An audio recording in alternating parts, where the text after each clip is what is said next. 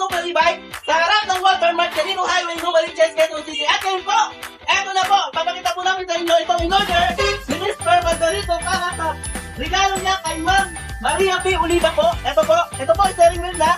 Ang maganda rito, naka 60 volts, 20 amperes na. At 1,800 watts na po yung motor. At maganda dito, naka 6 liter na po. Meron pa po siyang solar set-up.